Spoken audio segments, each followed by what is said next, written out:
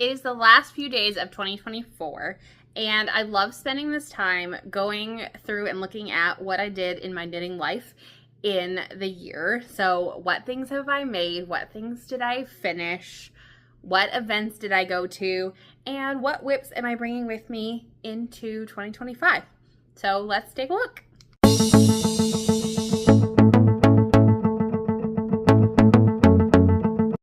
Hello and welcome back to the Knit Life Oils YouTube channel. Today we are doing a year in review knitting edition of 2024. So to start with, I made this really cute little graphic of kind of what happened in my year. So 27 finished objects. That seems like a lot. My mom told me that that is more than 2 projects a month. It was really funny though, as I was scrolling through to find the finished objects, there were some months that I didn't finish anything and then some months that I finished a lot. So that was quite interesting to see. So let's break that down a little bit even further. So I made 2 cardigans, neither of which were for me. One was a sample knit and the other was for my sister. A tank top, that one was for me, and that one I made very quickly so that I could wear it to flock. 1 pair of fingerless gloves. I think those were a gift. 2 shawls. And this was kind of a surprise to me. Apparently it was the year of cowls. I made 9 cowls. I asked my mom how many cowls she thought I made. And she's like, I think I saw like 3. And I was like, okay, no, it was 9. I even double counted. It was 9. That was a lot. More on that in a minute. 2 hats, 9 stuffies. And when I say stuffies, they're the little ones that I make from the patterns from Twice You're Cheap. They're called Ocean Buddies. They're like this big, and I can make them in like an hour, and it's really simple. And of course, 1 emotional support chicken that was not my favorite to make, but my sister loved it, so that was great. There was a thing going around Instagram that you could pick like prompts, and one of them was your least favorite pattern of the year, and mine is definitely the emotional support chicken. It and I just did not get along, and that's okay. So I wanted to go over the 9 cowls that I made though, because that was really fun and I thought that was really exciting that I made that many. So cowl number 1 is my heartwarmer cowl. This is the heartwarmer cowl, and I made this using my very first collaboration set with Maribel from Rainier Roses. So this is Tropical Vibes. We released this in April for a few weeks, and it was just so much fun to do. And these colors turned out so well, and they are perfect for me, and they were just perfect for a first collaboration. So that's cowl number 1. Cowl number 2, nope, I don't have it over here. I gifted a lot of these, so I don't have them in my hands anymore, but was the Uplift cowl by Casey Knits, and I used yarn from Salty Blonde, and those 2 just went together perfectly, and it was so much fun to gift that in July on a trip that I went on, and it worked out great. Cowl number 3, Eyes in the Night cowl. So I don't know if you guys have seen this a lot, because I feel like I've shown it a lot. People were enamored with this technique of dropping the stitch down. So this pink is from Avery Lane Creations, and the teal is from Twisted Ambitions. And so you knit this stitch as normal, and then you drop it down 4 and pick it back up. And people on Instagram were very excited about this and loved watching this. So that was cowl number 3. Number 4 was the Shift cowl, and this may have been, no, I guess I knit a couple other things in DK weight. I was gonna say it might have been the only thing I knit in DK weight, but it took 3 skeins of DK weight yarn. 1 was from Life in the Long Grass, Moonlit Yarns, and the pink was from Polka Dot Sheep. So that was really fun to try. I've heard about that pattern for a long time. I got to use my whip stitch instead of match stitch, which made me really happy. So that worked out nicely. Cowl number 5 was my toolbox cowl. I've made this pattern a couple times, and originally it's written to be made as a double loop cowl, so it's really long. And I like to make mine as a single loop, and it makes it taller, so I just kind of cut it in half and use the same switches. For this one, I used 5 mini skeins. It was a mini skein set from Global Backyard, and I loved the color changes. I think that these worked out so perfectly for this. And yeah, so cowl number 6 was Remains of the Fade, and I used a cat mini set from Road Trip Sock Yarn. And I didn't love the minis with this pattern. There was kind of a lot going on, and I think it may have been better if I used like scraps instead of things that were made to kind of fade together. And the shape of the final pattern itself was a little bit interesting. So wasn't my favorite, but I did make that. And then, where is it?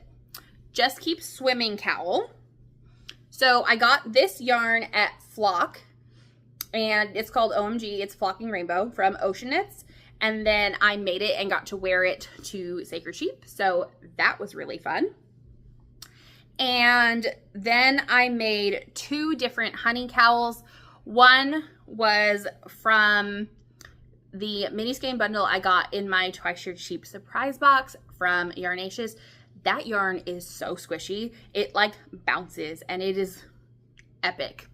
So that one was for my sister for Christmas. And then the other honey cowl was in a gray, pink, and yellow variegated from Polka Dot Sheep. And that one was for my mom for Christmas. And it was so funny because those ended up being the same pattern, but they kind of look completely different. So it's fun that they have cowls that are in the same pattern, but they don't look anything alike. So that's a little project recap of the year. And if you haven't noticed, this is one of my favorite knit outfits of the year. This is my girlfriend Cardi. I did not make it this year, but I really liked wearing it with this dress this year. So something else I wanted to recap a little bit was my 4 knitting events. So the first one was Rose City Yarn Crawl in March.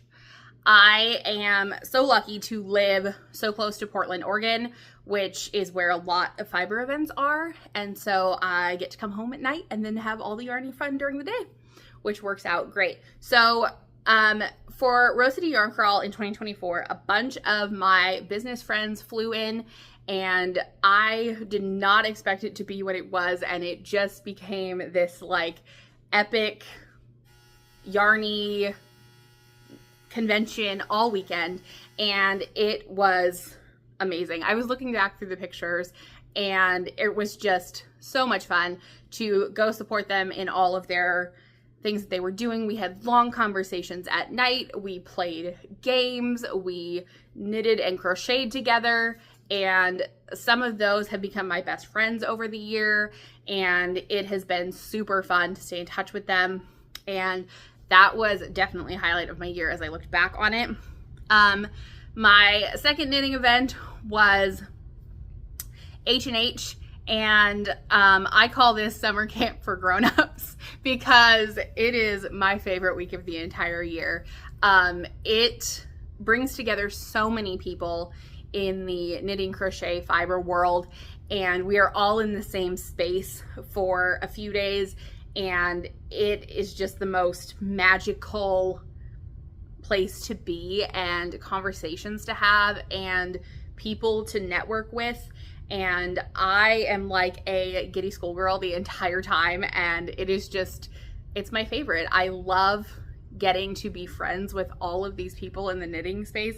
It is never lost on me how lucky I am to be this involved now, and I love it so much. And so H&H has become a big highlight of the year for me, and I look forward to it so much. And I was hopeful that 2023 was not a fluke and 2024 proved to me it was not. 2024 was just as amazing as 2023. So the third knitting event was Flock in Seattle in August, and that was 4 days. Well, I went for 4 days because I helped set up one day, so I probably could do it in 3. Could probably even do it in 2, but I was there for a long time. And that was a lot. I was very tired by the end and felt like I definitely needed some recovery time. It was just a lot. And I got really tired really quickly. It was a new venue, and so I wasn't quite used to all of that. And there was so much going on. It was probably double the size that it was last year, and that was different. So I think that I'm a lot more prepared for next year and how I want to do that. But it was definitely a big thing this year. So, and shout out to my friend Beth, who calmed me down on the last day and was like, okay, what do we need to do today? Because I was not focused at all the rest of the weekend. So, and the last kind of event that I went to was Sacred Sheep. That was the first weekend of November. And this year they made it 2 days instead of 1. I was a little bit concerned with how this would affect kind of the flow of things. And for me personally, that was kind of right. I really enjoyed when it was 1 day and it was there and then it was done, and everything happened all at once. It was a little more spread out this year, and that was a little bit too much for me personally. So yeah, we'll kind of see how that evolves this year too. But yeah, so those were my 4 yarn events for the year. Okay, so the other thing I want to do is show you the whips that I'm bringing into 2025. Now, this is every whip in my house. So everything that is not finished in some way, shape, or form, this is it. There are 8 of them. So, but I am pretty impressed with this statistic. Most of them, I think 5 of them were cast on in December. So only 3 of them are older than that, which is crazy to me. So we're going to start with the oldest and then we'll go to the newest. So the oldest one, this is actually the only one that's not from 2024 at all, which I feel like is pretty impressive. So this is my diamond lace trellis scarf. I'm kind of thinking that I want to make this into a cowl, but I started the edge with garter, so maybe I need to like do some garter and just make it have a back. I don't know. So yeah, I really like this pattern and I think that it's really pretty. Here, I'll show you. But it takes a long time in fingering weight, and I feel like I've spent quite a bit of time on it and it just doesn't quite ever finish itself. So maybe we can figure out what to do with that in 2025. But that is the only project that was not cast on in 2024. So yay for me. And it was only cast on in 2023. So I don't have anything that's super lingering anymore, which is super awesome. So, okay, this was really fun when I was going back through my whips, because I thought this project was from like 3 years ago. Guess what? It's from 2024. I cast it on in like March. Yay! So that was a fun little surprise to myself. So this is the ink cardigan, and I think I should finish this year because look how pretty this yarn is. It's even brighter on camera. That's awesome. So this is Arcane Fiberworks, and I really kind of want to wear this cardigan. So somebody should finish that. And by somebody, I mean me. But I have a whole slew of other projects on my list for 2025. So hopefully somewhere we will be able to finish this because I really like it and it would be fun to wear to some of my events later in the year. I am not committing to wearing that to my events in April and May because that does not seem very plausible. Okay, so, this one, a few of the stitches jumped off the cables because apparently I stole the needles and did not put stitch stoppers on. Well, that was not very smart. Okay, so Where's the, oh, okay. Well, we'll figure this out later, apparently. But this is my clam bake poncho, and I have one side done. So now I just have to make the other side. Sorry, I'm trying to fix my row counter. There we go. I will get these back on the needles. It will be fine. But there we go. So this is the other side, and they're like, what did I say? It's like 60 inches or something. So I have quite a bit left to go. But this is the second side, so the second side should go faster, in theory at least. So those are the only 3 projects that I did not cast on in December. So that seems pretty exciting. This is my Drawn Together cowl, and it is in Treehouse Knits held double. And I really love how squishy this is and how this is coming out. So I should be able to finish this pretty quickly if I actually focus. So that would be good. And then this is my tree skirt that I just barely started. I'm not sure when exactly I want to finish this. My mom's like, you have till next Christmas. And I'm like, yes, but if I tell myself that, then it will become next Christmas and I will have not made this. So at some point I need to just make this. Not really sure what that point is yet, but that is that one. So these are the tinsel mitts, and they're going to have a convertible top. So they'll be fingerless, and then you can also put the fingers on. And these are for my mom's birthday at the end of January. They go really fast though, so I should be able to finish those up really easily. And then this is a kind of, we'll call it a fake musselburgh, because it's basically a musselburgh, but this yarn didn't have a weight on it, and it's really thin. And so I had to kind of make it with a lot of stitches, and so it's eating yarn. And I think it's only going to be like half of a musselburgh, and then I'll just put ribbing on the bottom. So yeah, we'll kind of see how that turns out. I am excited though to be able to see the whole gradient, but yeah, definitely a little interesting.